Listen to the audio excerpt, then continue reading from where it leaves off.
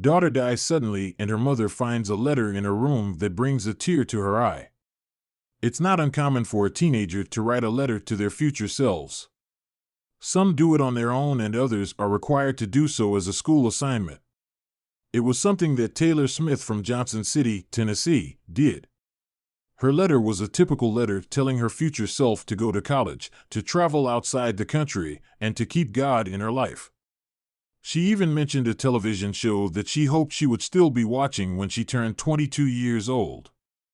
On the outside of the envelope, Taylor wrote that it should not be opened until April 12, 2023, unless said otherwise. Sadly, though, Taylor did not live long enough to open that letter. Just a few months after writing it, she died from complications of a sudden onset of pneumonia. When her daughter suddenly dies, her mom finds that secret letter in her room and she is shocked by its content. When Tim and Mary Ellen Smith lost their daughter Taylor, it completely destroyed their world. Losing a child is the worst thing any parent can go through. It took a while before Taylor's parents were emotionally ready to go into her room and begin sorting through her things. For a while, just going into Taylor's room was much too hard for her family. Finally, when her family was ready to go into the room, they found the letter from Taylor to herself. Her mother said that she knows that she couldn't physically resurrect her and she couldn't bring her back, but she was grateful to get this letter. She said that it was almost like a message from beyond. She was so moved by her owner's letter that she posted it on Facebook for everyone to read. This is what the letter said. Dear Taylor, how's life? Pretty simple right now, 10 years in your past.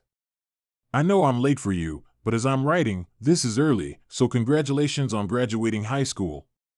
If you didn't go back and keep trying to get that degree, are you? We in college? If not, I understand. We do have pretty good reasoning after all. Don't forget it's Alana's 11th birthday today. Sheesh, 11 already. In my time, she turned 1. I didn't get to go to that party, though, because I was in Cranks, Kentucky, for my first mission trip. I've only been back for 6 days. Speaking of, how's your relationship with God? Have you prayed, worshiped, read the Bible, or gone to serve the Lord recently? If not, get up and do so now. I don't care what point in our life we're in right now. Do it. He was mocked, beaten, tortured, and crucified. For you, a sinless man who never did you or any other person any wrong? Have you gone on any mission trips? Have you been out of the country lately? How about on a plane? Is Doctor Who still on the air? If not, what regeneration did they end with?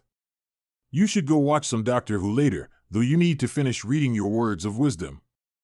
Do you have your own place yet? If we are in college, what are we majoring in right now? I want to be a lawyer. Have you been to Dollywood recently?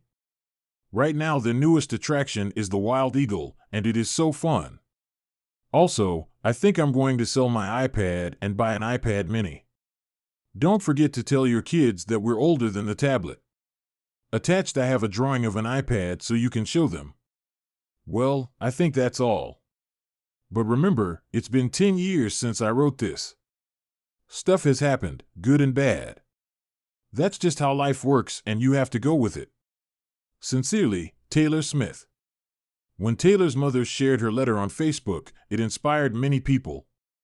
In the first few days it was shared, over 179,799 people commented on the post.